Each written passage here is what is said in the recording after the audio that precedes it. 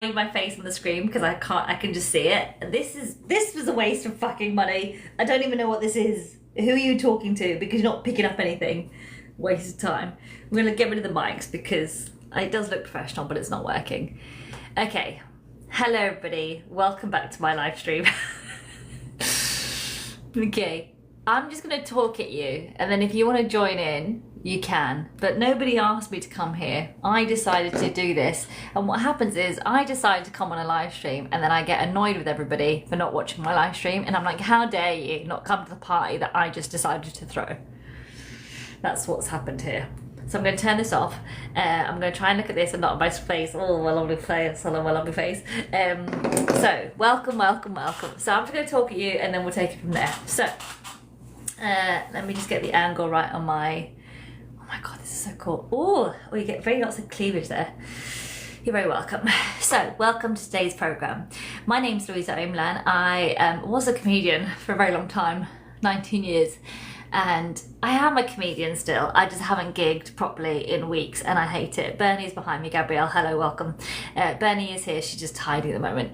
I've done comedy for a long time, and I nearly cried earlier because one of my favourite comedy clubs in the world, bar none, is Top Secret Comedy Club. It's exactly what a comedy club should be.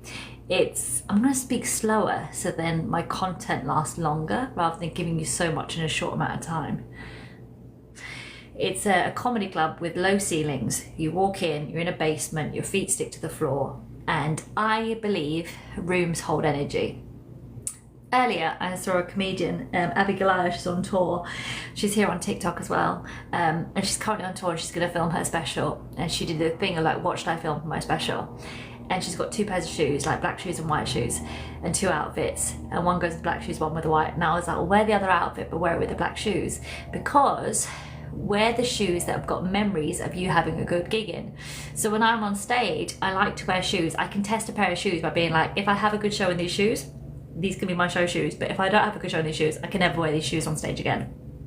And I think there's something like that.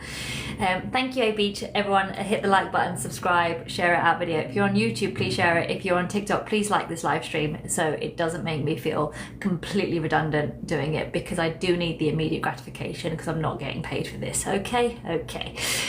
So do like the live stream if you're enjoying it, and welcome. Thanks for being here.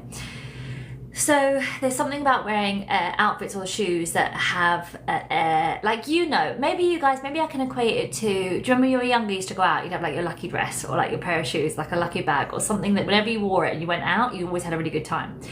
And with stand-up comedy, I feel like it's the same, like you have a certain outfit or a certain thing and it always works. I think the same can be said of how body keeps the score. As you know, with trauma, it keeps the score. How clothes can have an energy, but I really believe in this idea of venues having an energy and stage holding an energy. So I think there's something about Top Secret Comedy Club because it's been going for years, and you go there and it's electric and it's epic, and I always have a good show there. Like, and when you don't, you're like, how could I fuck up Top Secret Comedy Club? Like, how did I get that so wrong? There's something about being downstairs at Top Secret that I love, and I think it's because it's stored the energy of people doing well, right? Gigging. I had lucky pants, very lucky in my 20s, right? So you know what I'm talking about, how things, lucky shoes, lucky pants, exactly, so you guys know. So there's something about storing the energy, and I always remember having an improvisation teacher, and she talked to me about energy and how it can be stored, where there was a stage show she saw, an improvisation show, and they mentioned something random like red hens, for example, right? Hours and hours later, another improv group came on that had nothing to do with the first one. Nobody was there was no repetition, and somehow red hens came up. And it's about how a room stores the energy, right? How a room stores the energy. And so Top Secret, I've had some of the best gigs of my life, and what I really miss is in Austin I had the Creek and Cave, which is a comedy club that I loved and could play regularly. In LA, and in my travels since I've been in LA since March, I haven't found a comedy club room that I can call home. Like, I haven't found a home stage, and I don't like it. I really miss it, and I'm getting used to not gigging, and I'm trying to be okay with it because I'm trying to spin a lot of plates at the moment. So I'm trying to be like, it's okay to not be gigging every night. Like, you're still a comedian. I'm not like one of these male comics that's like, oh, I'm a comedian, they're now a fucking presenter, and they do comedy once every 6 months, they manage to sell out a tour. Fuck you, you're not a comic. Anyway, be nice. That's you being jealous, isn't it? Because it's easier for male comedians, not all male comedians. Anyway, fine. Okay, this is being recorded and it's going out forever, so can you behave yourself, please? Sorry. Hello, Alex, how are you? Hello, Tish Tash, how are you? So, I haven't found a home club here. And here in LA, right, I'm in an hour about whether to go or not, whether to stay or what to do. And when I first came out to the US, I don't know if my point was, so this morning, as part of my plan, I need to tell you about my plan, but as part of my plan, I went to a Pilates class, and I went to the Pilates class, and a song came on, and it was Mariah Carey, walk by every night, talking sweet and look, and that's my song that I come on stage to, and then I got really sad, because I was like, I haven't come on stage to that song, and I used to really love coming on stage to that song, and I really miss it.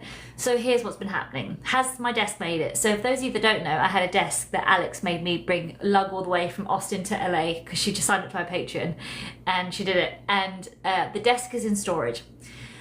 I have a sofa and a desk and a couple of things in storage. I have been here for the last 2 months, and I have been staying with a friend of mine who is wonderful. I love her, she's like my big sister. I love her. And she has a son who's profoundly autistic, massively autistic, has huge needs, lots and lots of needs, and I've been staying at their house despite me being there with Bernie and us being a hot mess. Being there, she's let us stay, and it's been pretty like full on and chaotic and crazy, but in a lovely way. Like, it actually feels quite nice and lovely. But I was like, I wasn't live streaming there regularly because I was like, I'm in somebody's home, like it doesn't feel, even though she was like, you should do it, I just whatever. I was like, there's something about being on my own in my own space. I'm like, right, you have to get on with it. She's a legend, and even with all of the shit she's got on her plate, she's supporting me. Anyway, so I was in LA. I'd come out to try and get a residency. A few things kind of happened, a few things didn't happen. When I first came out in September, I had £40,000 with me. 40,000, right? Less than that, $40,000, sorry, $40,000, not pounds, $40,000 with me. And the idea of that was, I'm gonna have 6 months and then I can start earning, and I'm gonna make it, and I'm gonna work it out. That 40,000 has long gone. Goodbye, farewell, see you later, buddies, see you later. It's gone, right? And the only thing that is currently covering my food right now is my patrons. So a few months ago, I set up a Patreon, patreon.com/Louise Oman, because I was telling people what I was doing. So let's start at the very beginning, shall we? I've had this idea for a script. Let's start before then. This is my first live stream. I'm going to tell you everything I'm doing, and then we're going to continue throughout the week. And then this is done, this is out there, we'll take it from there. I've been doing stand-up comedy for 17 years officially, more like 19. I started when I was 19, did it for 2 years, stopped for 2 years, started again properly 17 years ago, doing it most of my adult life. 14 years ago, I did a one-woman show called What Would Beyonce Do? Go check it out on YouTube, What Would Beyonce Do? It's a killer show, you'll love it. It's a coming-of-age show, you'll fucking love it. And it influenced so many comedians. Like, you can see the influence. Now you watch it and you're like, that's all comedy's like that. It wasn't like that back in the day. It was very much the first of its kind. So much so that it was called Not Comedy, and it's so weird and different. But audiences fucking went feral for it, loved it. And the reason that show is so important to me, for many reasons, it was a culture-defining show, but it taught me that I could create something good and my audiences and my people would find me. It gave me that inner, immediate satisfaction of working hard, achieving something, right? Because up until then, I've got A's at GCSEs, I've got a first class degree, graduated, couldn't get an agent, couldn't get a manager, couldn't get anything for love nor money. And I was like, why? Oh, because your face doesn't fit. Okay. But I swear I'm good at this. Like, I swear I'm meant to be on stage. Like, I love being on stage. And what would Beyonce do was, without an agent, without a manager, it wasn't comedy in the traditional sense. I did it in a room of a pub where I had no promoter, no machine. So normally you have a machine that, so shows you see in Edinburgh, a whole team of people have gone behind that to make sure that you see that show. With me, I didn't have that. I had a room of a pub where they named the burger after me. Such a good burger. They'll always a burger, so good.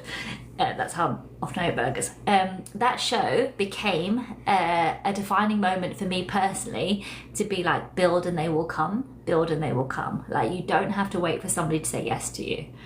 You don't have to wait for somebody to say, here, come in, even though you also really do, because that's just the name of the industry and it's fucking bullshit. And anyone that gets opportunities because somebody says yes to them. So if you don't grow within the house, you have to be like a weed, like me, and grow on the outside. Can anybody relate to that? Can anybody relate to being an outsider in their industry? Let me know if you can. Now, being an outsider in the industry means that you end up kind of thicker skinned. You end up kind of resentful, kind of bitter, because like, why do I have to have it so hard and you have it easier? But also, I also believe it makes you you're an outsider in life, right? I also believe it makes you have a more unique perspective on things, which is what comedy and art should be, is a unique perspective on things. I also believe it makes you fucking pretty fearless because you've had to go on the outside, so not a lot of shit phases you, even though everything phases you, not a lot of shit phases you. I also think it's more interesting as a perspective. I think from an audience members, I think audiences love authenticity, right? They love it. So let me tell you, with what would Beyonce do, starting in a room of a pub with no support, whatever, it then became like a mould of how to do things. I've done Edinburgh 15 years in a row, maybe, just thereabouts. With that show, I went back to it with Edinburgh, maybe 4 or 5 years in a row. That show toured for 5 years, that show. That's how good it was, that's how well it did. And I always remember being upstairs in a industry bar in Edinburgh. I'd just done the show. Afterwards, I put on a shirt, go upstairs. And do you remember Sabrina the Teenage Witch? Do you remember that TV show? I had Aunt Hilda come up to me and she was like, oh my God, I'm your Christmas future. You're my Christmas past. Let me tell you everything. Why is your shirt on backwards? You need to put your shirt on. And she went and she took my shirt off in this industry bar, put it back on. And I was like, Aunt Hilda is putting on my shirt for me. And she was like, do you know who will love you? My friend Whoopi. And I was like, I fucking love Whoopi Goldberg. She's on my website. I want to be Whoopi Goldberg. Like, I love her. I love her. The next day, I come to this bar. She'd just seen my show. She'd watched my show. I didn't realize she'd watch it. Not Whoopi, Caroline. The next day, I come up to Edinburgh to the same bar. Caroline goes, wait there. Let me call somebody. She calls somebody. She's like, here. And she puts me on the phone. I go, hello. She goes, Louisa, it's Whoopi. I was like, oh my God. Like, whatever. She said, Caroline told me all about your show. I've heard amazing things. Why don't you come out to the US? We'll produce it for you. I, at the time, had no idea what that meant. I didn't know what it meant to have a show produced for you. I was somebody that had paid for myself to do the Fringe, had paid to put my show on, and had a promoter at the time. I thought the promoter was kind of redundant because I was like, you're putting me in the same venues that I booked myself, but suddenly I'm losing 25-30% rather than putting me in venues that I couldn't get myself. Like it wasn't the right mechanism for me, right? So the idea of producer, so when she said there was a producer, I remember the promoter being like, yeah, let's go do that together. And I was like, what? Like, I don't get it. I don't get what the different roles are. I don't understand it. And the reason I didn't comprehend it is because at the time, I wasn't making the kind of money and ticket sales that probably warranted having a promoter and warranted having a producer. The idea is they support you when you're younger, so when you're massive, that's when it all kicks in with the whole machine. However, to have a whole machine when you're younger is kind of a weird place to be in, because actually you're probably better off at that early stage doing it in a much more curated way, much smaller, where you can look after every penny. Whereas when you go with a big machine, they're used to doing things on a very global scale, so often the costs are much higher. I had come from a place where I knew what every flyer and poster cost, and I was like, I can get that for 10p a flyer. And it's like, well, we can get it now, and it's, 70p a flyer. Okay, well, no, like anyway, it's from the artist's money, so it was very conscious of it, right? I ended up getting a visa. I went to fly out to New York, and my visa stamp didn't come back in time, and I missed the flight, right? Whoopi's mother things happened to her personally, never happened again. But the point of the story is, it showed me if I can create a story, like a really good story, I can get heat on it. I can get audiences to love it. If I can get the momentum from the audiences, it's audiences first, industry second, I can then be on my way to have somebody like Whoopi Goldberg on the phone being like, let me produce it for you. This was a lesson I learned when I was 27 years old, 28 years old, 30 years old. I can't remember how old I was, in my 30s. Now, since then, I've done several shows. Am I Right, Ladies? Politics of Bees 1, Politics of Bees 2, God is a Woman, Bitter, right? All shows, again, all independently. And it got to a point where part of me, honestly, love stand-up, love gigging, enjoy it. But I was very, very aware that I have no legacy. Like, I have no pension, I have no plant, I have no flag in the sand that is mine. Even though I actually have loads of flags in the sand, I've done really well. Like, I've done incredibly well in spite of everything. I've done incredibly fucking well. I was like, what's my I was here moment, right? Do you ever have that like in life when you're like, what have I got to show for it? I was 40. I don't have the tradition of children. Boy, I am your baby. Bernie, you're supposed to come in then. Bernie, that was your cue. Oh, Bitter was the first live show. You never left feeling more seen. Oh my god, I can't believe Bitter was your first live show. Alex, you should watch it. Oh my god, Alex, amazing. Anyway, what's my point? I've got 6 people watching on YouTube, woohoo! And 18 on TikTok. Hi guys. So, we're gonna get there eventually, right? We're gonna get there. So, Bernie! I need something crunchy. Bernie! Come on, because oh, hello. My little sausage monkey head. Anyway, so I was like, I was also feeling bitter. Like I got to the show. So what Beyonce do was all about Beyonce. It wasn't about Beyonce. It was about look where Beyonce is, look where I am. Like I'm a superstar too. Like it was like this isn't what life's supposed to be look like. I'm supposed to be rich and famous by my 20s, right? That's what Beyonce do was. Am I right, ladies? Was actually I'm successful now. Look, I'm fucking killing it. Thigh gaps, antidepressants, all of that shit. 12 fucking years ago, mate. All of that shit, right? And then I got live at the Apollo. I got a BBC One special, and then my mum died, and everything fell apart. And all of a sudden, I wasn't this happy-go-lucky, look at me, strong survivor woman. I was a survivor, but I was like, life, world. And I hated the inequality in healthcare. And all I knew what to do was stand up. And I remember going on stage. I'd had this 30-date tour, my biggest tour booked to date with Am I Right Ladies, because I've got booked to live the Apollo. So I was like, oh my gosh, I'm gonna have a huge tour. My mum died. I bought a Bernese Mountain Dog puppy. How inconsiderate of her, exactly, just on my trajectory. And I went on my opening show of my 30-date tour that was meant to be fucking hugely exciting and successful.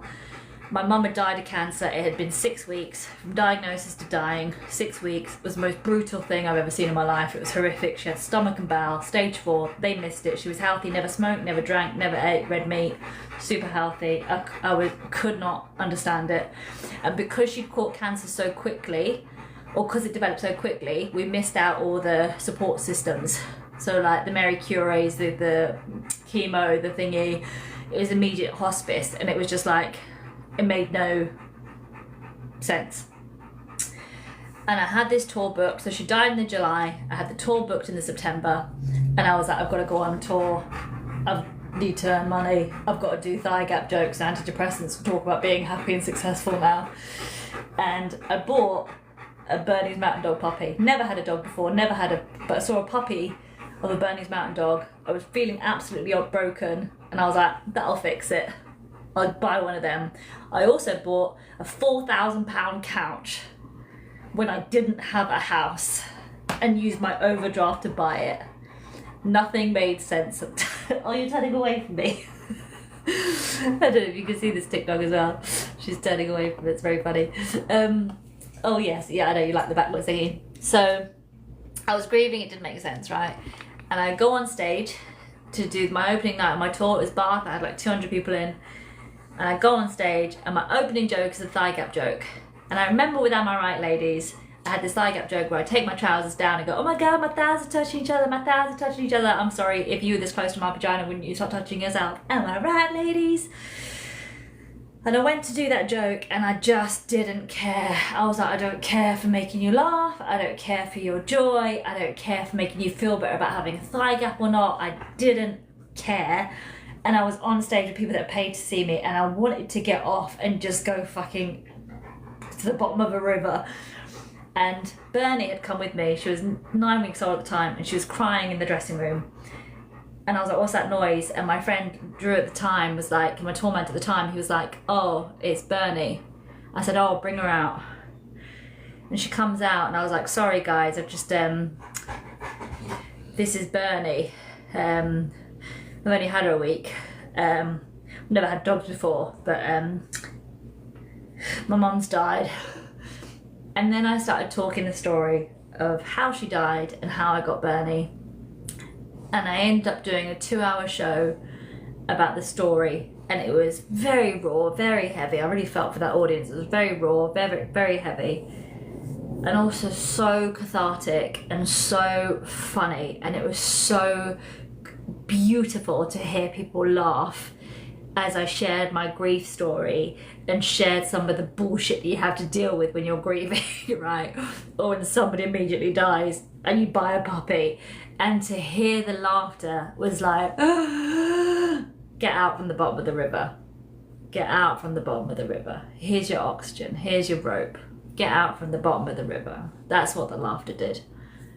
And so then and there, my friend Charlotte, who was organising at the time, she was my agent at the time, she was like, we're changing the tour. You're gonna, if you want to, you're gonna do this. And we're gonna send an email out to everyone that's booked tickets. So it's very raw, it's about grief, it's about death, it's very triggering.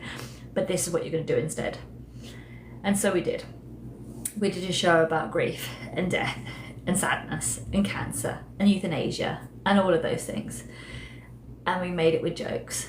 So I'd gone from Beyonce jokes to thigh gap jokes to death jokes to funeral jokes to cancer jokes, right?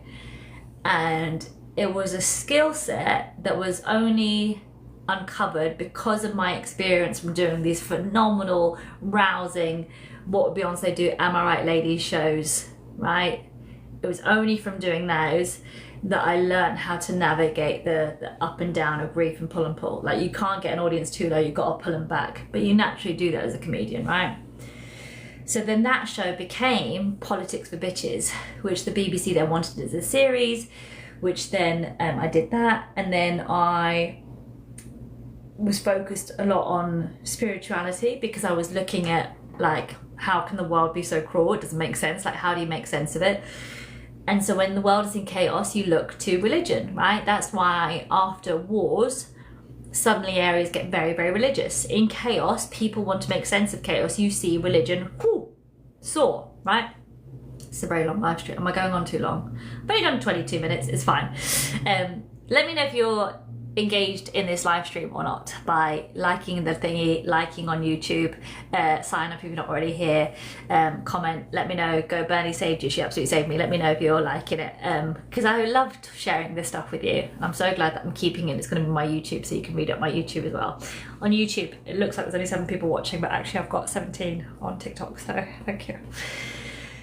So the reason I share all of this long is it taught me what comedy could do. And through Politics for Bitches, when she died in the hospice, I got paid £10,000 for What Would Beyonce Do, the stand-up special for the BBC series. And I always wanted to buy her a kitchen. That was my goal, to buy her a new kitchen. I was like, one day I'm going to buy you a kitchen. And I was like, I got paid for the BBC show. Might just be a fridge. And I bought my mum, I was like, pick a fridge, any fridge, you can have any fridge. I felt like a pretty woman. I was like, not me, her, like, to the salesperson. And she picked a Smeg fridge. Of course she did. She picked a Smeg fridge, bought a Smeg fridge. And then she was dying in the hospice, and I remember crying my eyes out. Yes, because she was dying, but I was like, I never got to buy you the kitchen. Like, I never got to buy you the kitchen. And one of the things she loved was the baths, right? She had this bath that was temperature controlled. And when you've had cancer, or when you have got cancer, temperature is huge. Your skin can be very, very sensitive, right? Incredibly sensitive. And so they have these really gentle baths that lower people in gently, that are very like, and they're like $12,000 baths, £12,000 baths. And she said, don't buy me a new kitchen, buy them a bath. And so I remember after this first round bath, oh my God, that's so cool. Bath. I was like, at the end, I was like, oh, I haven't really got merch, because this is weird to be like, my mum died, buy a jumper. Although later I did do that and sell quite a few. But if you want to donate some money, I'm trying to buy a bath for St. Richard's. I want to get them 2. So I want to try and raise 24 grand, if you want to. And they gave so much money. Like, I think I got something stupid like £600-700 from 200 people, which, if you know anything about free fringe and buckets, that's a really good ratio. And so then when I started doing the tour, I raised money, and by the end of the tour I had raised the £24,000 to give to the hospice, and to donate £24,000 for them to be able to buy a bath 2 baths, whatever. And I launched something called Helena's Hospice Foundation. And so these lessons taught me in utilizing how comedy can be used for grief and trauma and pain, and how audiences will listen to anything when you can make them laugh, and how laughter is so powerful and healing. B, it taught me that I can use all my experience of having really high, crazy, wonderful shows to do something completely different. C, I also got criticized because I remember one girl coming out of a show being like, I preferred it when you did dick jokes. And I was like, me too, boo, me too. And then I felt really shit because I was like, oh, I've lost my core audience, I'm going downhill. And I did lose a lot of my core audiences, but then I also generated a whole new audience that was interested in what I was talking about. And it's like, it's a human experience, like we evolve, we shed, that's the point. And I learned about using the audiences to crowdfund, or to the generosity of audiences. Now, I'd learned that before because at Am I Right Ladies, I got them to do period and tampon donations. So in Am I Right Ladies, I used to be like, hey, can you donate Tampax and sanitary towels, and I'll give it to homeless people, to food banks and homeless charities that need that stuff, and I could donate it. And I did that in 2014, I think it was. So all these shows taught me a different aspect of navigating an audience, and how you can use an audience as a community. Use how we can work together to do things together. How you can use an audience as a community to create and do stuff, right? I hope you like this. Do you like this? Are you interested in this? I'm interested in it, so I'm going to keep doing it. So put all of this together, right? Put all this information together. Started writing God is a Woman, the spiritual show. Really had done Politics for Bitches, and I was like, I need to get out, I need to be somebody. I'm going to be massive. I'm going to break it in America. It's all going to be worth it. I'm going to be massive and famous. It's finally going to happen. I'm going to go to America. And my friend Dash was like, let's help you. Let's crowdfund your America trip. And I was like, fine. And I'd learned how I could crowdfund money. So what I did is that I crowdfunded, and I raised, the goal was like £15,000, and I think, or £20,000 to do a 3-week run off Broadway in New York City with this idea of God as a Woman, this regular show, stand-up show. And I think I raised like £25,000, and I flew out to New York to do a show.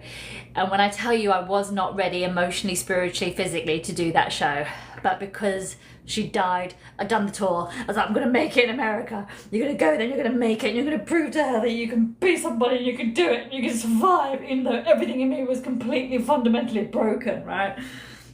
Went to America, it was a shit show. She got depressed, the venue was a shit show, the ceiling fell on my head, I got heat stroke, like they didn't have proper air conditioning. One day they forgot to open, the venue forgot to open, even though I paid them $20,000, they forgot to open just because they forgot to open. I was staying in a flat where this woman had a fish tank, and yes, rats in the tank, where she had this fish tank, right? And she had a mannequin of like a child, like a dead child sleeping, and had like rats over it, and I was like, this wasn't in the Airbnb picture. And she was like, oh, it's my latest art installation of how like the rat race could eat away at the flesh. So that had to be taken out. Anyway, the whole thing was a disaster, right? And I came back and I had my thingy in between my pants. That's not the expression. Tail in between my legs. I had a penis in between my pants. Tail in between my legs. Anyway, then we had lockdown, then we had all this shit, and I started working on this God is a Woman more and more and more, and I recompressed, redid it, and it's like, oh, I haven't made it. I've had lockdown, I needed lockdown. I'm so grateful for lockdown because it was a chance to calm down and relax and chill and regulate and to grieve. And if you are grieving, baby girl, baby boy, please take your sweet fucking time. Please don't rush yourself. Do not rush yourself. You cannot rush yourself. There's no point. It will catch up with you. Why have you turned around? It will catch up with you. Why is my stream stopped on my...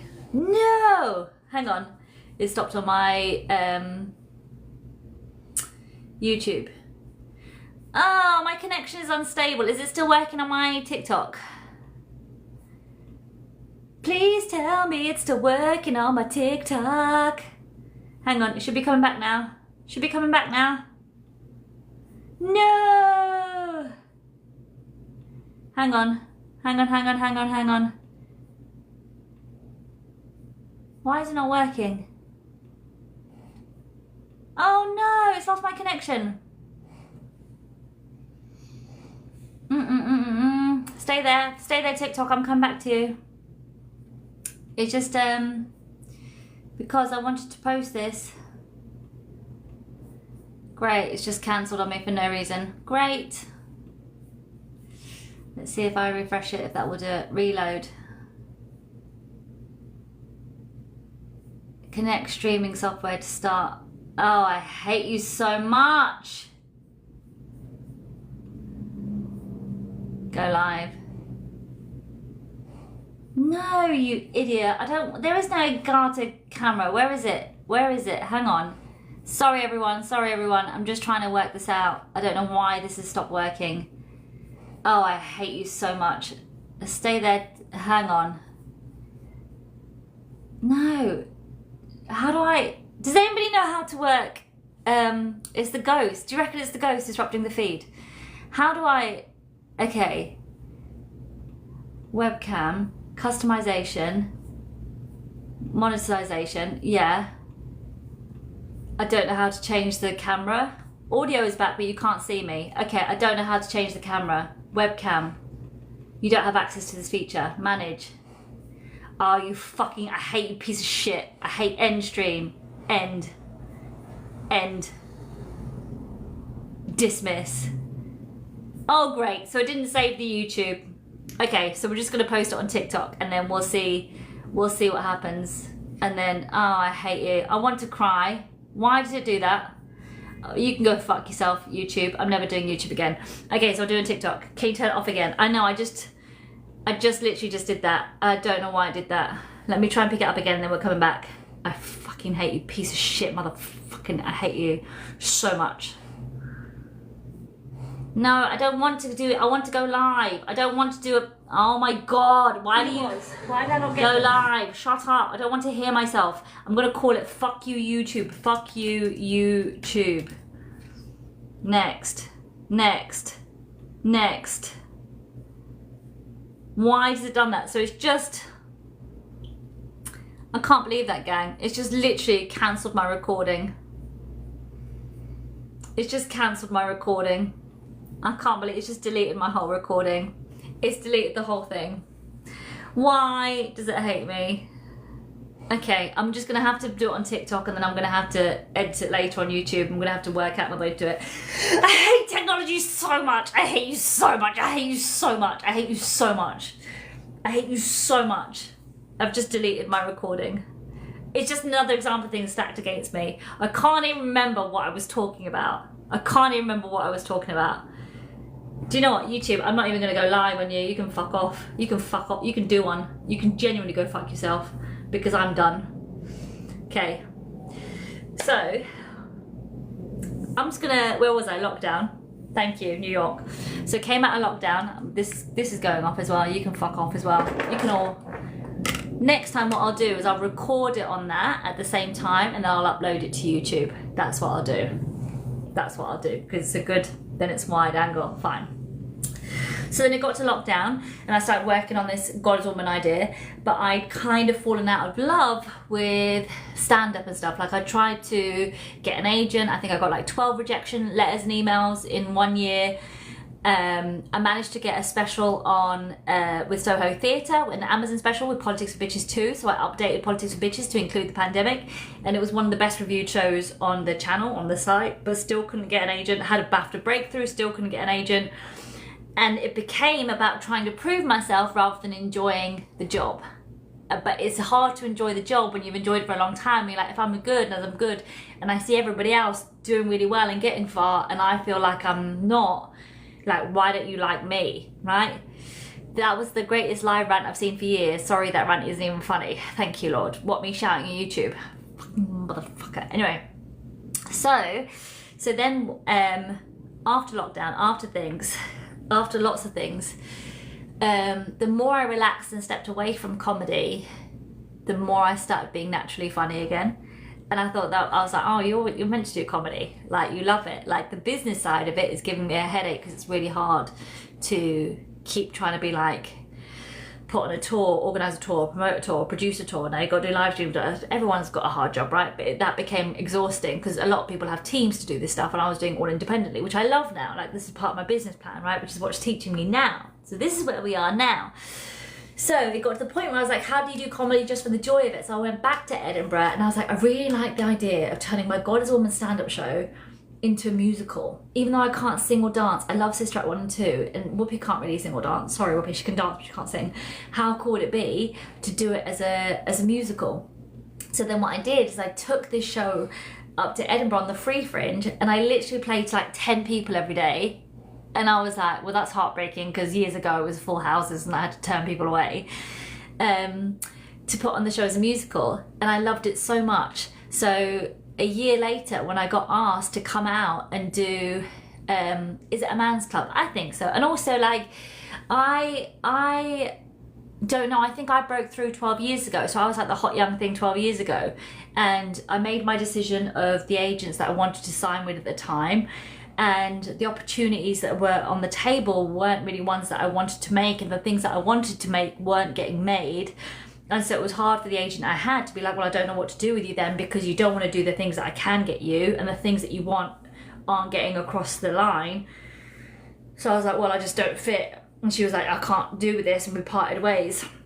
And she's a great agent, and I couldn't deliver what the industry wanted. Like, I couldn't do what it wanted or what there was opportunity for. And I didn't really care for reality shows or panel shows. Like, it wasn't my thing. And the stuff I wrote that I loved, that I still think is really good, didn't get commissioned. So like, it's a, you know, whatever, catch-22 situation. So then you focus back on yourself, right? You focus on what you can control. Did Edinburgh, did the Free Fringe. Then got invited to do South by in America. And I was like, I don't think I could do America again. Like, New York was very painful. I don't know if I can handle that again. But go do South by. Came out for South by, had the best 5 days in Austin, Texas, met a beautiful friend, loved the comedy club I was in, loved the whole team. And afterwards, somebody gave me a $50 tip, and people were like, when are you touring the States? You need to be here. And that got me so excited to be like, oh, I'm in a new country and it's working this time. This is great. So when I found myself back in the UK, and I was like, right, let's organise another tour. Like, we've just toured Bitter, like we've done Bitter. Musical's not ready to tour yet. But I liked the idea of the musical, tried to pitch the musical to a few companies, but it was too early in the early development stages. And normally with a musical, you come with a team. So they were like, where's your team? And I was like, I don't have one. And they're like, right, okay, well, how are we gonna make it? They're like, we can't make it until you've got a team. And I'm like, but how do you get a team if I can't get you to help me? Like, again, it's catch-22. So I was like, right, so you've got this really good idea for a show that needs a team to make it happen, but you haven't got a team. So how do you make it happen? And it brought me right back to day one of what would Beyonce do in Edinburgh, where I had a really good story. And if I could just find a room above a pub to make this story killer, everything else will fall into place. And that's where it came from. That's where this then came from. I am history repeating. So I came out to Austin, Texas, September, started properly in November with $40,000. And I was like, I'm gonna hire venues, I'm gonna put the show on, and I'm gonna let it fucking grow. And if I can just build the momentum, I know there will be people out there, there will be a Caroline Ray that'll be like, I know who'll love this, my friend Whoopi. That's what I need, right? I need that equivalent here. That same thing would be wonderful. I met her the other day, so let's see her again. And so was working in Austin, now in LA, and I've been here for a while now, and I've had shows off and on, off and on, off and on, off and on. And finally, after what? November, December, January, February, March, April, May, 7 months. After 7 months work and investment, I have a residency. I have my show happening every Tuesday in July at the Elysian Theatre, which is a really cool clowning alternative space right here in the city. In the city, it's not really, anyway, in LA, every Tuesday, 7 o'clock, I have residency of 5 shows. And I have paid June's rent. I have £2,000 left in my account. What you will be watching for the next 8 weeks is a woman clinging on with her fucking bare hands to whatever can happen next. I don't know where I'm gonna be in 8 weeks. I don't know how I'm gonna make it to 8 weeks, but I'll fucking do it because I can. And history has taught me that I can. I'm a grown-ass woman, I've got a first-class degree, and I've got a Wi-Fi signal. I can make this happen. So what you're gonna be seeing from me for the next 8 weeks are daily live streams, Monday to Thursday. We're going to do back to our live streams here online. I think 9 o'clock is a good time. Maybe 10 o'clock. I think 9 o'clock is a good time. Maybe we'll stick with 9 o'clock. Let me know if you prefer 9 or 10. Do you prefer 9 or 10? Let's have a quick vote. Because I can either do it at 1 o'clock my time or 2 o'clock your time. Which one? 9 or 10? 9 or 10? 9. You prefer 9. Okay, that's 1 vote. We've had 1 vote. They won. 9. Oh, 2 votes, they won. Hello, Jack, how are you? 2 votes, they won. 9, Jilly. Guys, look at you all here watching. I didn't realise you guys were watching. Gemma, 9, 9, 9, 9, 9, 9, 9. Okay, I thought you prefer 10 because you're going to bed. Okay, so we're going to have a live stream every day, 9 o'clock. Is it too much to fly 12 hours to see the show? Alex, absolutely fucking not. But come in like the later shows, because basically, here's my goal. So I've got 5 shows. So show 1, I want 40 to 50 people. It's 130 seater, 40 to 50. Show 2, I want 80 to 90. Show 3, I want sold out. 4 sold out. 5 sold out. Momentum, momentum, momentum, momentum. So you're going to take live streams every day here. Patreon, we're going to have a Patreon party. Instagram posts I'm going to do regularly. TikTok videos that I'm going to be posting and sharing that are going to be Mary Magdalene related. This is an 8-week plan of sort your fucking life out, Louisa, because whatever happens in 8 weeks, I have got a flight booked back to London at the beginning of August. Whether we'll take it or not, we'll soon find out. I don't know where I'm going to be August or beyond. Is my Patreon in my bio? Yes, Patreon is all here, my patreon.com/Louisa. And you can sign up and support from $1. I need to increase my patrons. I need to try and get to the point where I'm earning here somehow $5,000 a month. I don't know how I'm going to do. I don't know how I'm going to do that. If I can get half of that from my Patreon, I thought that would be amazing. If I can get all of that from my Patreon, if I can get £10,000 a month from my online, that would be fucking incredible. Anyway, the point is, at the moment, we're nowhere near. So at the moment, what I need to do is to find a way to get deals, to get content, to get views, because views pay for content, pay for content, pay for views, pay for me to be here. So that's the goal. We're going to create content over the next 8 weeks. You're going to watch me throw a lot of spaghetti at a wall. This is called my spaghetti at the wall 8 weeks. And I'm going to do this and we're going to try and make it fucking work. And I know it will work when I see my engagement increase, my views go up, my followers go up, and I have sold out week 3, 4, and 5. So my goals are, let me tell you this, I'm currently on 529 patrons. You can sign up from $1 a month. You can cancel anytime. You can sign up from $1 a month. I want to hit 1,000 patrons. In 8 weeks, I want to be at 1,000 patrons. Okay, I'm currently on 529. Get as many likes as possible then. Yes, please like this live stream. If we can get this live stream to 20,000 likes, basically what that does is it tells TikTok that people have liked this live stream. It means that when I go live again on TikTok tomorrow, it will push it out to as many people as possible, which is really cool. I am going to correct the YouTube thing. I'm not going to go live on YouTube. What I'm going to do is I'm going to save this TikTok with my little camera here that's a wide angle, and I'm going to then post it, upload it to YouTube as a live stream later for people to watch, but have it with the right angle. I think that will be that will work better. So it's trial and error. So thank you for having me try this. I will get things wrong. I am going to absolutely get this wrong. I'm going to fuck up. I'm going to cry. I'm going to hate it. I'm going to want to quit. Today was day 1. Oh, Jack, you legend. You edited your membership to Divine Supporter. Thank you so much. I need to get to 1,000 patrons. I want to be able to be making, if I could be making £2,500 a month online, that pays my $2,500 a month online. That pays, no, $2,800 a month online. That pays the rent for a monthly rent. If I can get that covered, I'll work it out. We'll work it out somehow, because I'm out here and I can only earn money through online or through comedy, right?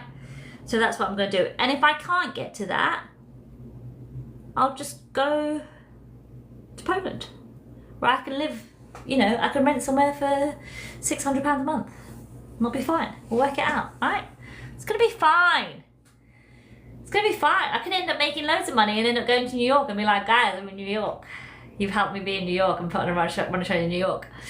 I wasn't sure about sharing the money aspect with you, but then I thought you also need to know. Oh, I love how honest and open you are. Not everyone is this transparent. You've got this. You also need to know, because you need to see what I'm dealing with. And if you're here for the journey, I kind of want you to be like, where are you in the journey? I've got £2,000 left to my name. and literally nothing else. There's nothing left to sell, there's no secret savings, there's nothing. So, and I've got to be here 8 weeks. And so far, my shopping, groceries, everything's expensive, but for everybody it's expensive. I just need to get to this run of shows, and I need to make it killer. And then if I can sell them out, I can make money. Oh my God, it'd be good if I can make a couple of £100 from shows. Please, please. So here's the good news with money. Here's the good news. My beautiful friend, who shall not be named, she does also have a profoundly autistic son. You do the maths. Has said she is going to give me $1,000 to spend on Facebook marketing. To spend on, not on Facebook, to spend on marketing. So I've got $1,000 budget to spend on marketing. I don't know how to spend that $1,000 in a way that's like the most beneficial or the most like on it. I don't know how to do that. Imagine being in this live and in 8 weeks seeing how far you've gone. It'd be magical.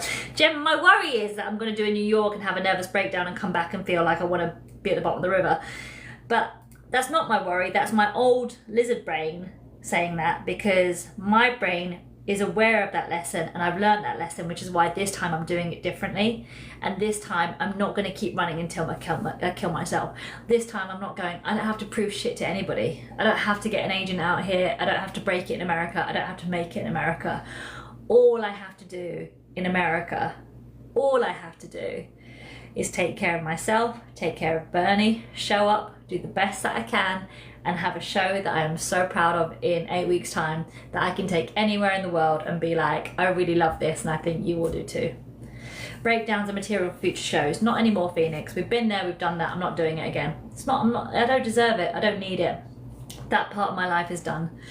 It is time to embrace responsibility, accountability. Stop fucking relying on the universe and being like, oh, I hope I don't fail on my ass. No, put the work in and let's try it.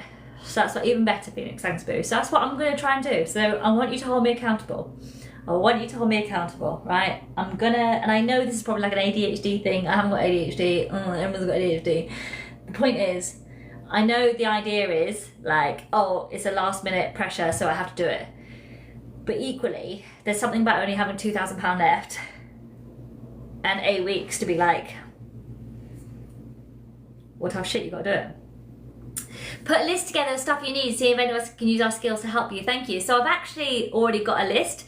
So I want to tell you my goals. I just shared them earlier. Let me read them because I put them on. I did a Patreon post and I want to tell you exactly what Oh, Jack, you legend. I've received a donation. Beth! Oh my God, Beth! Somebody's just given me $100. Guys, somebody just give me $100. Support from Biggles and Monty for Bernie and Tampton. Mommy Louise, have a big love voice. Beth, you legend. Thank you so much. Beth, you legend. Someone's just donated. So if you don't want to sign up on Patreon, you can sign up on godsongmusical.com and just do like a one-off donation. Beth, you legend. Thank you so much. Okay, so let me find my... I'm so upset that YouTube thing failed. Don't get upset. We're going to learn from it. We're going to record and post. Record and post, okay? That's what we're going to do. Actually, whilst you're here, I'm going to go now. This is the end of the live stream. Thank you for being here. Let me tell you my goals, and then I'm going to go. And what I thought I could do, bearing this mind's idea will last the day, I love listening to James O'Brien in the morning, and I always have an opinion on what he talks about. So what I thought I could do is maybe to make it more interesting for everybody. Now you know me and my backstory. Is we'll come on and daily talk about topical stuff in the news and stuff, and maybe have a bit of a talk show. I don't know. Walk out to Mariah Carey. Oh my God, Beth, Alex. Okay. Okay. Here's my goal list. I don't know where I'm going to be in 8 weeks' time. I might literally be like, guys, I ran out. I couldn't do it. I saw your charity show in Birmingham with a bunch of female comedians. Do you remember? Do you mean the one that I put on to raise money for hospices? Do you mean that one? Be nice. Yes, do it. Then run back and switch off the live. It's Leo, good to see you looking way. What? Is that my eyes or you're writing? It's Leo, good to see you looking really well. I could see you on a race world. What? I'm so confused with what you're talking about. But I had this fantasy yesterday. When Godzilla the Musical takes off, I want to take it to every city, and then every city I go to, I'm going to do a vlog. I'm going to do a vlog of like a road trip of every city. So we're going to do it. Somebody's already going to take it. But I'm so bored of like male travel shows, like male and their dad, male and their friends, male and male. I actually have been to different European cities and I talk about them. And what I want to do is tour Europe with this show and then spend a week touring the city and doing the comedy show and then doing it and like... So that's what we're going to. That's the goal. That's what we're going to. Anyway. Here, and also the content I'm going to create is going to be content I'm not going to get on somebody else's TV show. It is what it is. But we together are going to create TV shows. Me and you together are going to create stuff. And that's what I love about this. That's how we're growing this channel. That's why we're growing this page. We're enabling a female artist to create content. We don't follow trends.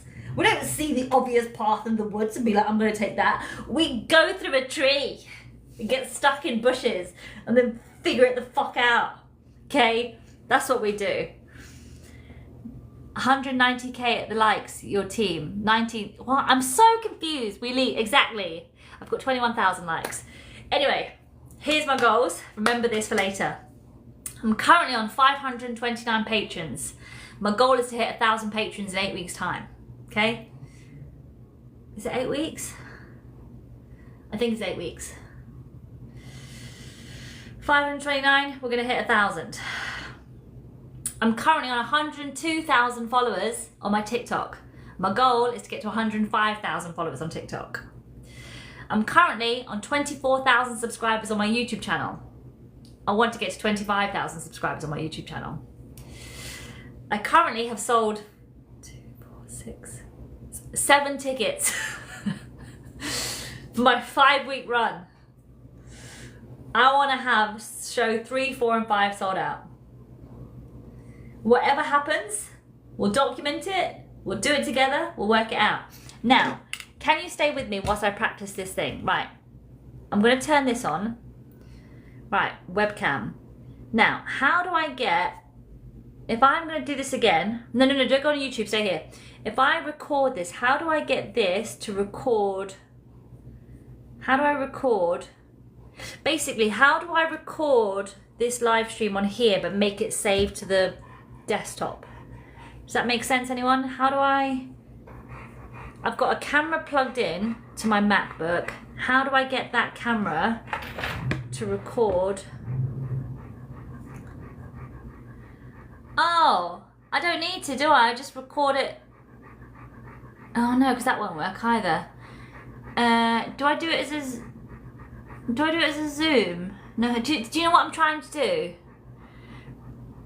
So I thought that record to the memory card and upload to the laptop. Yes, but it won't do that because it doesn't record for very long. It's got like a 10-minute max, I think it does. Like if I record it to the thing, it gets really hot and overheats. Whereas as a webcam, it's staying relatively cool. If I do photo booth and then I do video, how do I get it to camera?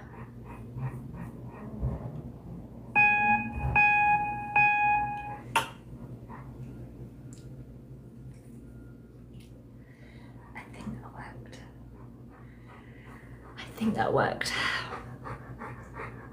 That is Bernie in the background. Are you okay, Bernie sausage? Okay, so day 1 done. I've done my 2 TikToks. I've posted a really funny meme on Instagram. I've done my live stream on YouTube and thingy that hasn't worked. I need to jump but see you at the next Patreon party. My Patreon party is going to be organised, and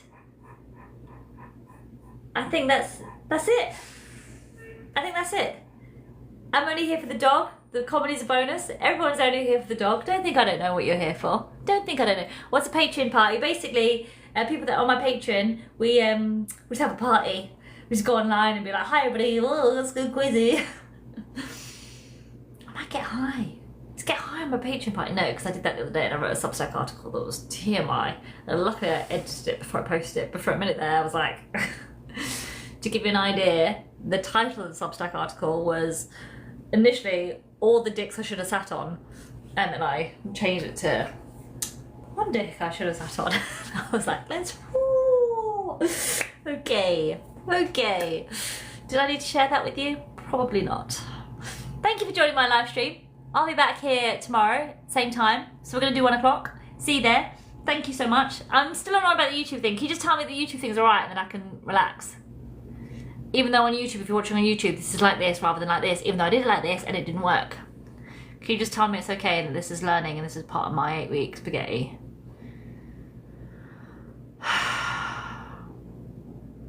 It's okay.